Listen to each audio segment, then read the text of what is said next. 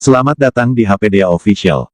Karena pemilik channel ini tidak suka banyak cincong, maka akan saya mulai ceritanya. Cerita tentang Kek Surino lajang tua, yang berjodoh dengan gadis bunian. Kek Surino berumur 66 tahun. Hidup di Desa Mulyo. Kek Surino dari sejak anak-anak dikenal sebagai orang baik, jujur dan penyabar kesehariannya semasa lajang mengembala kambing. Ia pernah jatuh cinta dengan seorang gadis di desanya. Namun lamarannya ditolak. Sejak berumur 20 ia kembali jatuh cinta dengan seorang gadis. Namun ia pun ditolak cintanya. Dan berkali-kali ia melamar tidak berhasil. Ia pun menyerah. Di samping itu dia fokus bekerja membantu orang tuanya bertani, dan disisipi kerja mengembala. Ia di kampung mulai menyendiri dari lingkungan karena ia malu dengan teman-temannya. Setelah berumur 35 ia ditinggal kedua orang tuanya meninggal. Dikarenakan ia anak tunggal ia pun hidup di rumah sendiri meneruskan tani dan ternaknya. Walaupun ia sudah hampir umur 40 tahun ia masih ada sedikit niat ingin menikah. Namun jodohnya belum juga kunjung tiba. Ia pun terus berdoa, dan dia pun rajin beribadah. Hari demi hari waktu berlalu. Ia pun terus bekerja dan berdoa. Tapi karena umurnya sudah tua maka habislah niatnya tidak ingin menikah lagi. Ia merasa tidak ada lagi yang mau menikah dengannya, sampai-sampai ia menjual seluruh kambingnya. Dan berhenti bertani karena sudah tua ia pun menyewakan ladangnya kepada tetangga.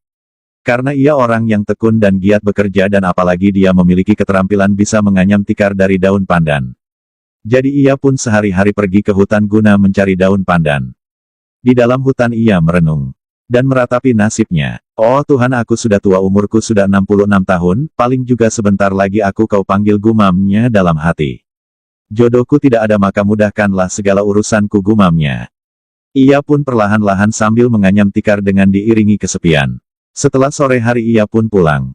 Dan keesokan harinya ia menjual tikar-tikarnya. Lalu ia pun mencari daun pandan kembali akan tetapi daun pandan yang ia biasa cari sudahlah habis. Karena bukan kakek Surino saja di kampung yang mencari daun pandan tikar. Ia pun bingung entah kemana lagi mencari daun pandan. Di suatu malam ia pun pergi ke warung kopi di desanya. Sambil minum kopi ia ditanya seseorang, loh Kek, sudah lama saya gak lihat kakek ke hutan pandan. Ia bagaimana mau ke sana, daun pandannya sudah habis, kata kakek Surino. Pemilik warung berkata, oh Kek, kalau mau daun pandan di sana banyak Kek, di lembah bidang. Kata pemilik warung. Oh apa iya nak, di lembah bidang ada daun pandan, ada Kek, jawab Pak Jainal pemilik warung. Wow, saya sudah lama di sini tapi belum pernah dengar di lembah bidang ada daun pandan, kata kakek. Bagaimana mau dengar Kek? Di lembah bidang daunnya jauh masuk ke dalam, kata Pak Jainal. Lagian orang-orang takut ke lembah itu, kata Pak Jainal. Lalu kakek menjawab, kalau memang ada di sana aku akan coba esok mencarinya, kata kakek. Jangan Kek, jauh sepi dan tempatnya menakutkan, lagian konon kera orang-orang di situ angker. Dan sering banyak orang kesasar di dalam hutan itu, dan payah pulang, kata Pak Jainal. Kakek menjawab, alah ya tidak apa, yang penting niat kita baik, lagian cuma cari daun. Dan kita pun tidak ada niat mau ganggu makhluk di situ, kata kakek. Tidak apalah, esok aku ke sana, aku yakin dengan niat tulus karena Allah pasti Sang Gusti melindungi, kata kakek Surino. Pak Jainal pun terdiam. Setelah pulang dari warung kakek pun di rumah bergegas menyiapkan parang. Dan memasak guna untuk bawa bekal esok pagi.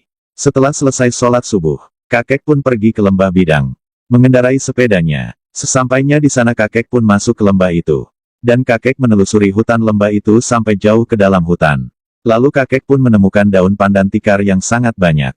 Kakek pun senang dan kakek pun duduk sejenak beristirahat. Dia makan dulu. Karena sudah pagi, dan setelah makan ia merokok dan minum kopi yang ia bawa. Setelah selesai minum kopi ia pun mulai mengambil daun pandan sebanyak-banyaknya. Lalu ia pun menganyamnya dengan tenang. Di saat tengah hari tiba, di jam 12 siang ia pun beristirahat karena ia merasa panas dan berkeringat. Ia pun menelusuri lembah yang ada airnya, lalu ia mencari air yang banyak. Entah mengapa ia ingin merasa mandi, setelah ia menemukan air ia pun mandi berenang. Ia melihati aliran air yang deras. Oh ini air mengalir mungkin sampai ke desa sebelah ya, gumamnya. Ia pun terus mandi, dengan tidak sengaja ia berenang ke aliran sungai yang di bawah pohon berakar lebat. Akar itu sampai menutupi aliran sungai, sambil berenang ia meraba-raba ke arah akar. Tak sengaja ia menemukan tusuk sanggul berwarna kuning emas yang sangat panjang dan besar. Ia pun memegangnya dengan penuh rasa heran, ini milik siapa ya, gumamnya dalam hati. Ia pun terus menghela nafas panjang lalu ia mencuci tusuk sanggul itu. Oh ini tampaknya tusuk sanggul rambut perempuan, gumamnya, ia pun membawanya ke arah tempat ia duduk. Selesai mandi ia pun memegang tusuk itu, sambil merenung mungkin dulu ada rumah di sini, gumamnya, dalam hati.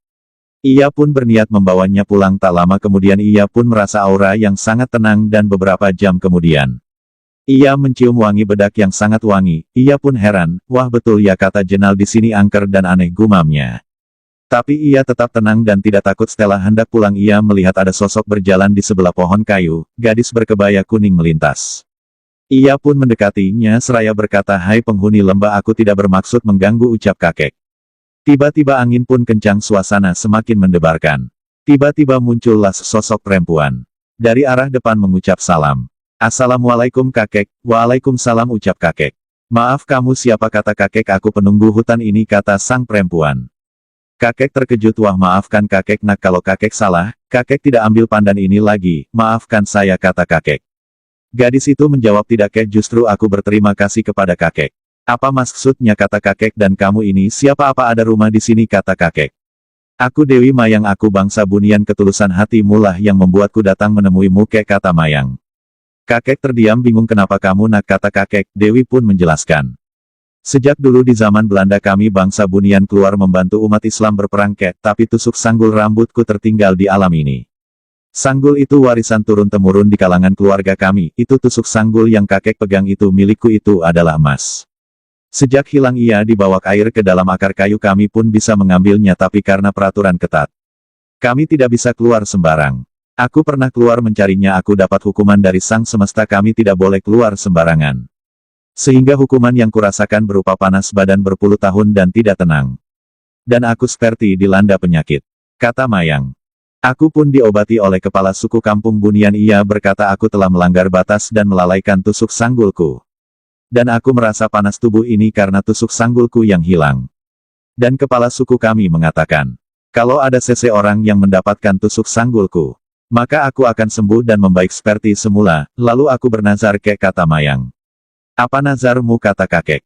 Barang siapa yang menemukan tusuk sanggulku aku beri 2 permintaan, kata putri. Kakek pun terdiam. Lalu Mayang pun mengajukan penawaran, wahai kakek, akan kuturuti 2 permintaanmu.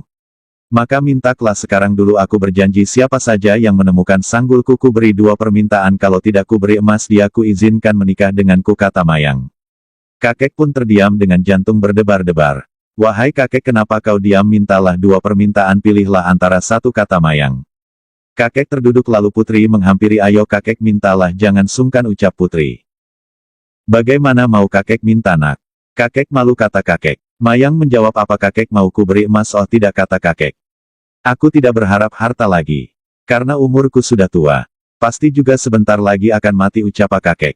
Putri tersenyum lalu berkata, terus apa yang engkau inginkan, kek, kata putri. Sebenarnya aku ingin menikah tapi jodohku rasanya tidak ada, kata kakek. Jangan katakan seperti itu, kek. Akulah jodohmu. Aku harus tepati nazar dan janjiku, kek. Karena kakeklah yang pertama menemukan tusuk sanggulku. Dan ikhlas akan membawanya pulang. Kalaulah kakek membuang tusuk itu aku akan terus menjalani hukuman, kata putri Mayang.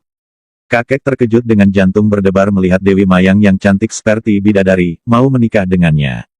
Oh Tuhan, mimpi apa aku tadi malam, gumam kakek dalam hati. Lalu Mayang menjelaskan, wahai kakek, jika kau ingin menikahiku maukah engkau memenuhi syaratnya? Apa syaratnya, kata kakek, aku tidak bisa ikut ke alammu. Dan engkau pun tidak bisa ikut ke alamku karena waktu di alamku tidak sama kayak dengan alammu. Bisa saja aku ikut engkau tapi nanti jadi fitnah di kampungmu. Dan bisa saja aku bawa engkau ke alamku, tapi dengan umurmu yang sudah tua engkau tidak lagi mampu menahan keseimbangan alamku karena jiwamu hampir renta, kata Mayang. Tapi jangan khawatir, kita akan tetap menikah kek agar kesembuhanku sempurna, kata Dewi Mayang. Kalau kita nikah kakek tetaplah seperti biasa di rumah, aku pun tetap di alamku, jika kakek ingin melepaskan hasrat halal denganku maka datanglah ke lembah ini, tapi tidak boleh ada yang tahu orang kampungmu, kek. Nanti jadi fitnah besar, karena kami dari zaman Nabi Isa dulu sudah sering terfitnah, kata Mayang. Sekarang pulanglah, kek, aku akan coba musyawarah dengan orang tuaku dan kepala suku kami, ucap Mayang. Nanti apa saja keputusan orang tuaku dan kepala suku kami, aku akan datang ke rumahmu membawa kabar, kek, ucap Mayang. Namun malam Jumat depan kakek siapkan daun lengkuas, daun serai dan daun rumbia dan kemenyan. Malam Jumat jam 12 bakarlah itu dengan doa ini, kata Mayang. Mayang pun memberi doanya. Itu semua untuk apa, kata kakek, itu tanda kakek memanggilku agar supaya kakek tidak payah bertemu aku. Karena malam Jumat depan aku akan kasih kabarnya, wahai kakek, kata Mayang. Oh iya, apakah harus malam Jumat, kata kakek, iya harus, karena malam Jumat itu malam yang agung, malam yang seluruh malaikat bertasbih dan zikir. Maka malam Jumat sangat penuh berkah, kata Mayang. Lalu kakek pun kembali ke rumah membawa tikarnya dan tusuk sanggulnya. Di jalan kakek merenung seakan-akan tidak percaya dengan kejadian ini. Karena ia teringat masa lajang, dulu ia pernah dihina perempuan. Seseorang mengatakan bahwa tidak ada perempuan mau dengannya, ia pun terus berjalan. Wah, Dewi Mayang bidadari seperti pelangi mau denganku, apa aku tidak mimpi hari ini, gumam kakek dalam hati. Lalu Dewi Mayang kembali ke alamnya menceritakan hal itu kepada ibu bapaknya. Orang tuanya berkata, wahai Putri Mayang, kalau memang dulu kau sudah bernazar dan berjanji jika ada orang yang menemukan sanggulmu, maka kau turuti permintaannya, ku harap engkau jangan main-main dengan janjimu. Karena ayah tidak ingin melihat kau lebih tersiksa karena tidak menepati janjimu, kata ayah Mayang. Sudah cukuplah nak, berpuluh tahun kau tersiksa kepanasan sebab sanggulmu yang hilang. Sekarang kau sudah sembuh, maka dari itu tepati janjimu. Dan satu lagi pesanku, kau jangan coba macam-macam dengan kakek itu. Karena dia dari sejak kanak-kanak sudah berhati ikhlas, rajin sholat dan ahli zikir, kalau kau menyakitinya kau akan berhadapan dengan malaikat penjaga batang tubuh si kakek itu, kata ayah Mayang. Baiklah ayah ibu, aku akan pegang janjiku dan aku taat dengan perintah ayah, ucap Mayang. Lalu ayah Mayang memanggil kepala suku dan menceritakannya. Oh, kau sangat beruntung nak, kata kepala suku, kau sudah sembuh karena yang memegang sanggulmu orang yang tulus. Dan kau akan selalu dapat rahmat dari Allah karena doa-doa kakek itu, ucap kepala suku. Mayang pun terkejut gembira hatinya di waktu itu. Kalau begitu Jumat depan kau dan aku dan ibu Mayang kita akan keluar dari sini, kita ke alam nyata sejenak guna menikahkan Mayang, kata kepala suku ke orang tua Mayang, tapi kalian harus terpisah, kakek itu harus membuat gubuk kecil nanti di balik lembah itu guna untuk tempat kalian. Dan kalian tidak bisa juga selalu bersama karena beda alam, kita tidak boleh melanggar aturan, ucap kepala suku. Mayang pun mengerti. Saat malam Jumat tiba, kakek pun mencoba membakar daun lengkuas dan daun serai, disertai kemenyan, niat untuk memanggil Mayang. Tak lama kemudian terdengarlah suara kecil dari luar rumah kakek. Kakek pun keluar tapi kakek tidak melihat Mayang. Tak lama kemudian kakek melihat cahaya lampu di sawah belakang rumah seperti lampu teplok dan berwarna kuning emas. Lalu kakek menghampirinya, dan terdengarlah suara Assalamualaikum kakek. Kakek menjawab, Waalaikumsalam, aku datang kek, kata Mayang. Kakek pun senang. Lalu Mayang mengatakan, maaf kek, besok kalau mau memanggil Mayang kakek bakar daunnya dengan posisi kakek berwudu dulu ya kek, ucap Mayang. Oh iya Mayang, kakek tidak tahu, maafkan kakek. Iya tidak apa kek, kata Mayang. Lalu Mayang pun menceritakannya. Wahai kakek, besok pagi datanglah ke lembah itu, buatlah gubuk kecil guna tempat kita, ini perintah kepala suku kami. Namun aku melihat di dalam lembah bidang ada gubuk kecil peninggalan orang dulu. Sewaktu cari rotan maka esok perbaikilah gubuk itu, di hari Jumat depan kita akan dinikahkan orang tuaku, dan disaksikan kepala suku kami, ucap Mayang. Tapi maaf kakek, aku tidak bisa sering-sering bersamamu walaupun kita sudah nikah, kata Mayang. Iya tidak apa-apa Mayang, kata kakek. Lalu Mayang menjelaskan, aku hanya diperbolehkan kepala suku kami bertemu denganmu di saat engkau ingin melepas hasratmu kepadaku, wahai kakek, kata Mayang. Oh tidak apa-apa, kata kakek. Kakek pun bergegas. Esok pagi ia membereskan rumah kecil peninggalan orang dulu yang di lembah itu. Setelah rumah itu siap layak ditempati, Mayang pun duduk terdiam membaca mantra sakral. Tak lama kemudian kakek bertanya, Mayang, kamu melakukan apa dan membaca apa, kata kakek. Aku menutupi rumah ini kek dengan kabut embun alam bunian agar supaya manusia tidak melihatnya, dan tidak melihat kita berduaan di sini, kata Mayang. Kakek pun menghela nafas. Oh baiklah, kata kakek. Singkat cerita, Jumat depan telah tiba, dan kakek pun ke gubuk itu, lalu si kakek membakar daun lagi setelah berwudu. Lalu Mayang pun muncul dengan memakai kebaya adat bunian berwarna ungu dan merah. Kakek terkejut melihat Mayang. Wahai kakek, sebentar lagi ayahku tiba dengan kepala suku kami, bentangkanlah kain berwarna kuning dan putih di halaman gubuk ini, kata Mayang. Kakek pun mengerjakannya. Tak lama kemudian, ayah Mayang dan ibu dan kepala suku sudah duduk di tikar itu mengucap salam. Singkat cerita, ijab kabul dimulai setelah diucapkan kakek. Ayah Mayang menanyakan ke kepala suku apakah sah. Kepala suku menjawab, alhamdulillah sah, kata kepala suku. Di saat ucapan kepala suku keluar dari bibirnya mereka pun hilang. Tinggallah Mayang dan kakek di situ. Lalu kakek bertanya, maaf Mayang, apa orang tuamu dan kepala suku itu benci denganku sehingga mereka pergi, kata kakek. Tidak kek, kata Mayang. Mereka harus seperti itu, aturan kami ketat kek, kami dulu ada perjanjian dengan bebuyut, kami tidak boleh lama-lama di alam nyata, ucap Mayang. Oh begitu, kakek pun senang dan gembira. Setelah itu kakek memegang tangan Mayang lalu Mayang menahannya. Sambil berucap, jangan di sini kek, kita harus jaga adat istiadat, kata Mayang. Lalu Mayang mengajak kakek masuk ke dalam gubuk kecil, lalu, maaf cerita, si kakek melepas bajunya sendiri dan lainnya. Mayang agak cemberut seraya berkata, maaf kakek, jangan tersinggung ya, kita tidak boleh melepas semuanya, ya Pinomat, beberapa helai kain ada tersisa di tubuhmu kek, ucap Mayang. Kakek menjawab, maafkan aku Mayang kalau aku salah, ucap kakek, iya tidak apa kek, itu aturan agama Islam, sebenarnya harus begitu, dan para nabi pun dulu. Ketika mendatangi istrinya para nabi tidak melepas baju keseluruhannya, kata Mayang. Kakek pun tersipu-sipu, baiklah ucap kakek, setelah itu Mayang pun membaringkan tubuhnya untuk dilaksanakan kakek, lalu kakek pun mengerjakannya. Mayang tetap diam seakan-akan merasakannya, namun Mayang memaklumi keadaan kakek sudah tua. Setelah hubungan badan selesai Mayang pun memakai bajunya, lalu Mayang mengajak kakek ke sungai. Mayang menyuruh kakek berwudu dan mandi guna menghapus hadas besar dan Mayang pun mandi juga. Setelah itu kakek pun bertanya Mayang, apakah kau tidak jijik dengan kakek? Lalu Mayang menjawab, jijik kenapa wahai kakek, ya aku sudah tua, aku tidak layak berhubungan badan denganmu. Mayang tertawa, hahaha, kenapa kakek berpikir seperti itu? Ku harap kakek jangan tersinggung ya, aku mandi bukan karena jijik, bekas kakek gauli. Namun setelah kita bergaul ranjang itu hadas dan najis harus kita bersihkan, itu perintah Nabi Muhammad kek, kata Mayang. Kalau tidak kita mandi nanti kita sial kek, ucap Mayang.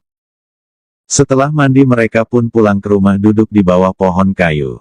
Lalu Mayang memberikan doa sesuatu untuk memanggilnya yang sebenarnya. Dan Mayang pun menjelaskan apa saja pantangan yang jangan dilakukan. Singkat cerita, hari sudah mulai petang, tiba-tiba terdengarlah suara bercakap-cakap dari jauh di dalam hutan. Kakek pun menanyakan, Mayang, suara siapa itu, kata kakek. Itu suara di kampungku kek, kata Mayang. Itu petanda aku sudah disuruh masuk, tidak boleh terlambat waktu, kata Mayang. Kakek pun menghela nafas panjang, maaf kek, hari sudah petang aku harus pulang, ucap Mayang, lalu kakek pun mengiyakannya dengan pasrah, karena sudah perjanjian.